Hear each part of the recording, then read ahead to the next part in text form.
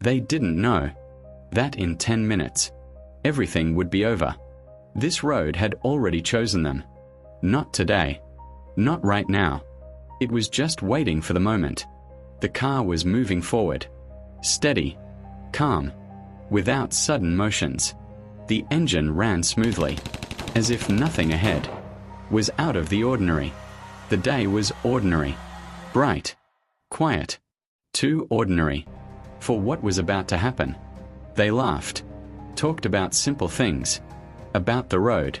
About small details. About a future that no longer existed. They didn't even look around. Didn't notice the silence. Didn't feel that they were already being watched. In 10 minutes, the metal would be riddled with bullets. Glass would shatter. The body of the car would absorb dozens of shots. The doors would fly open. The car would stop at the side of the road. The bodies would be covered with cloth. Silently. Without words. As if it were routine. And the road would become empty again. Without witnesses. Without questions. These are the last 10 minutes of Bonnie and Clyde. Bonnie Parker and Clyde Barrow entered each other's lives at a moment when neither of them was looking for rescue.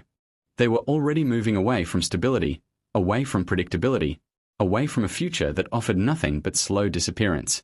Their meeting did not change their direction. It accelerated it. The year was 1930. America was collapsing quietly. The Great Depression did not arrive with explosions.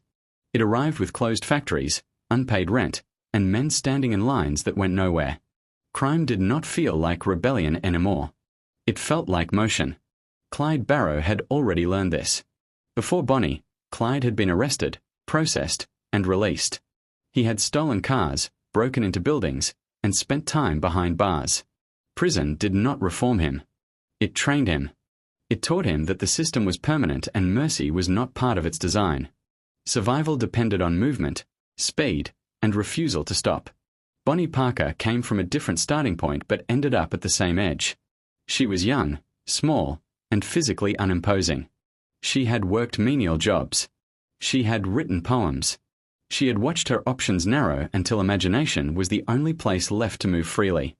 Her restlessness was not criminal at first. It was existential.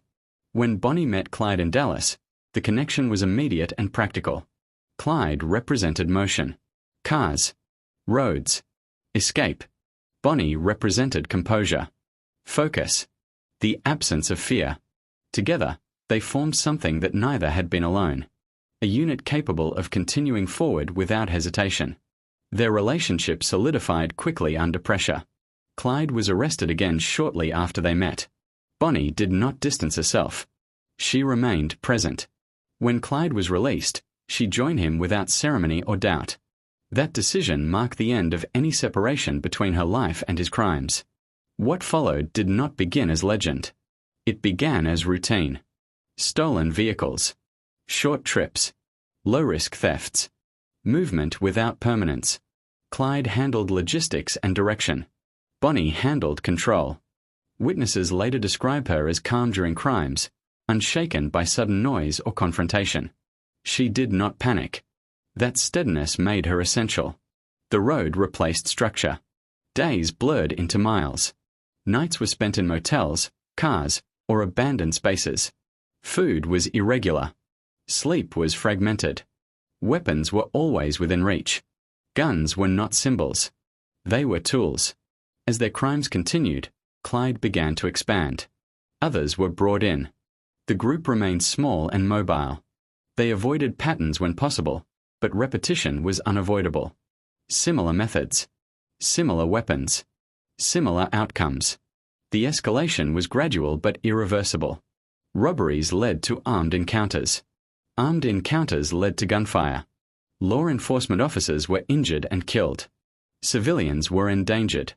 Each incident increased attention, pressure, and coordination among police agencies. Bonnie and Clyde were no longer isolated offenders. They were becoming a recognizable threat. Public awareness followed. Newspapers printed their names. Photographs surfaced. Images of Bonnie holding firearms circulated widely. These images would later create mythology, but the reality was exhaustion, paranoia, and constant flight. Clyde understood the consequences of visibility. Once a name appears in print, containment becomes the objective. The pursuit changes. Local police give way to organized manhunts. Roads close quietly. Information moves faster than criminals. Still, stopping was not an option. There was no safe transition back into ordinary life. No credible future outside the road. Every crime bought time. Every escape delayed the inevitable. And every delay narrowed the remaining paths. Bonnie continued to write. Her poems increasingly referenced death, endings, and permanence. Clyde focused on weapons, engines, and routes.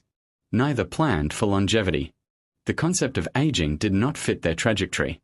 By the time the public fully recognized Bonnie and Clyde as a pair, they were already operating inside a closing circle. Their movements were tracked. Their associates were identified. Their habits were studied. The road that once represented freedom had begun to function as a funnel. They had crossed a point where retreat was impossible. By 1932, Bonnie Parker and Clyde Barrow were no longer improvising criminals. Their actions had settled into a pattern defined by urgency, violence, and diminishing margins for error. What had once been movement for survival had turned into movement under pursuit. Their crimes expanded in frequency and consequence. Bank robberies, store holdups, vehicle thefts, and prison breaks blurred into a continuous chain of offenses. Money was taken quickly and spent just as quickly. They did not accumulate wealth. Cash functioned as fuel, not security. The objective was never comfort. It was distance. Weapons became central. Clyde favored automatic firearms and modified weapons that allowed rapid discharge. He understood firepower as leverage against being cornered. Bonnie's role was not secondary. She was present, armed, and operational. Multiple witness statements confirmed her active participation, not as decoration or coercion, but as an equal presence during crimes. Law enforcement records from this period show a clear escalation. Encounters that once ended with flight increasingly ended with gunfire. Officers attempting arrests were met with immediate resistance. Several were wounded. Others were killed. Each death intensified the response. The manhunt changed structure. Local police departments proved insufficient. Jurisdictions overlapped and coordination increased.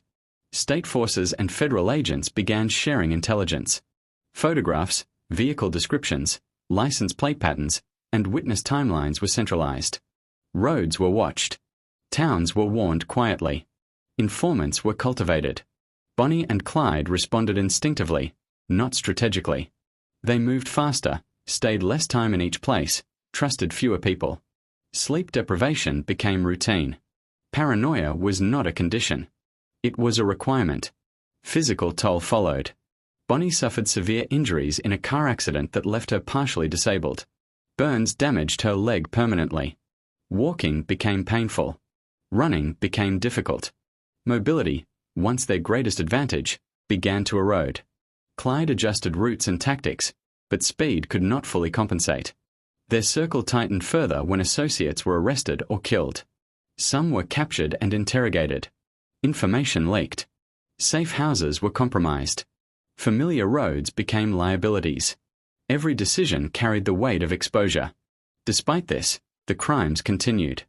They robbed not because the payoff justified the risk, but because stopping meant being stationary. Stationary meant captured or killed. The logic was simple and relentless. Media coverage intensified public perception. Newspapers framed them as outlaws, lovers, rebels.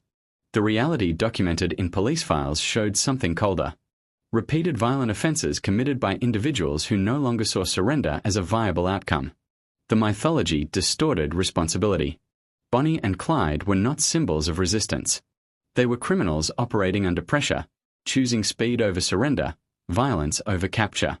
The romantic narrative ignored the bodies left behind.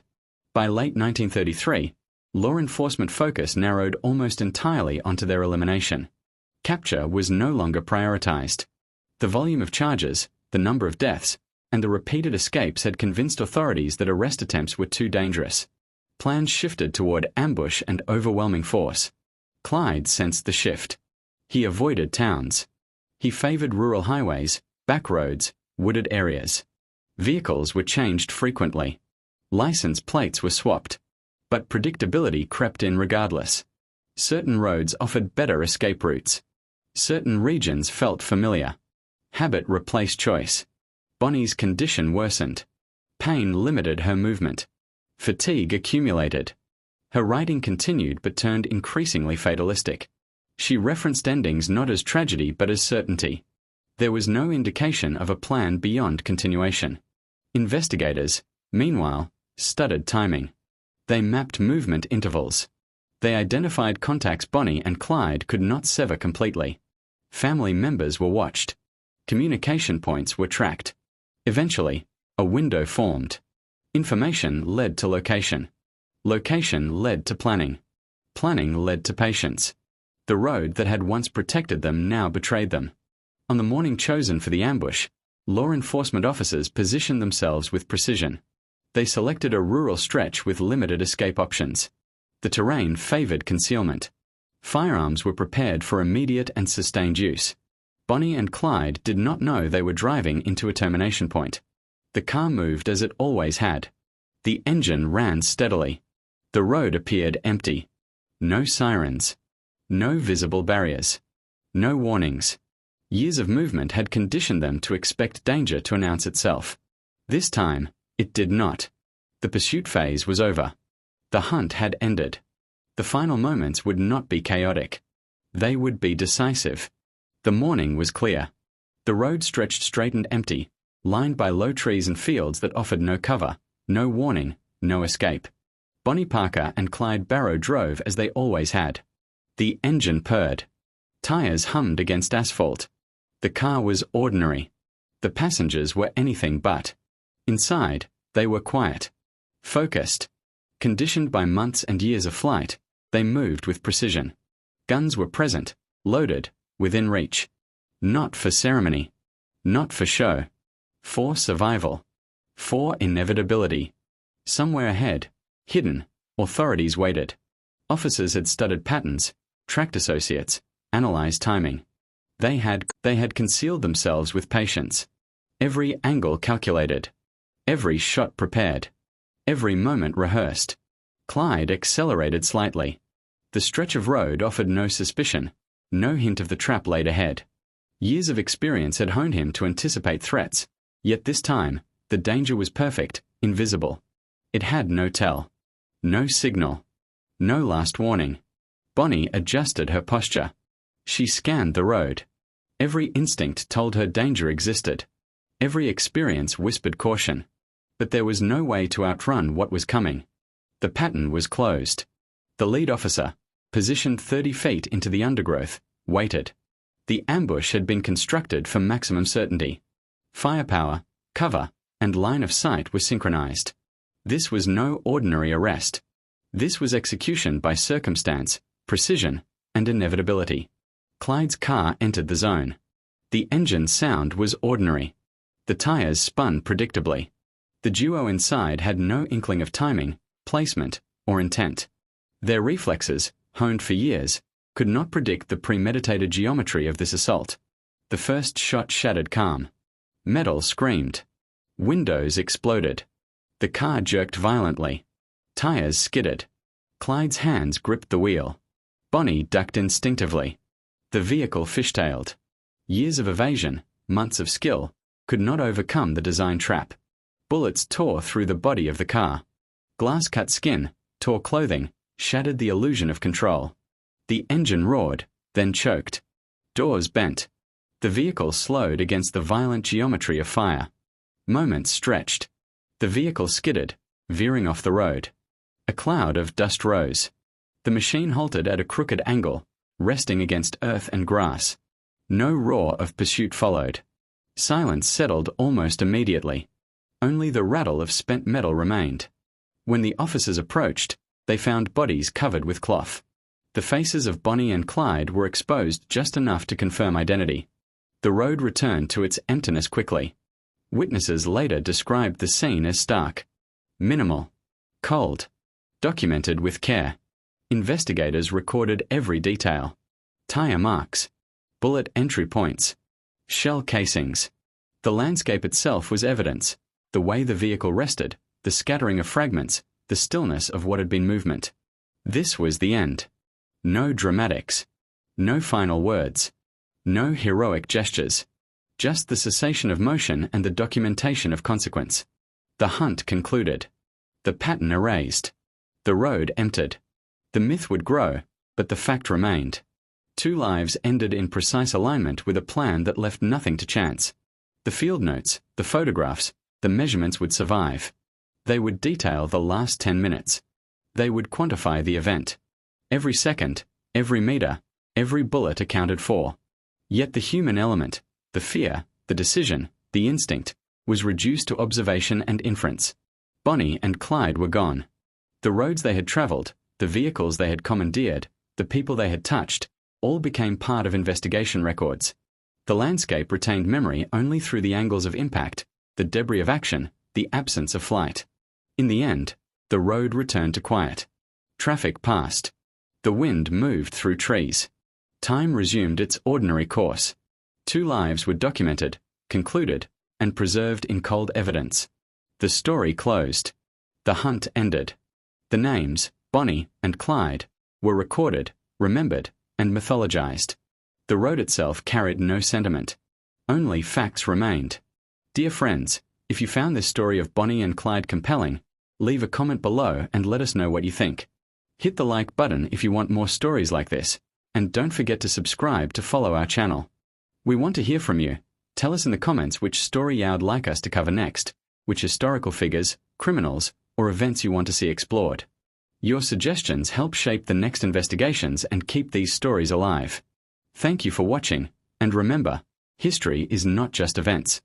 It's the people, the choices, and the consequences that follow.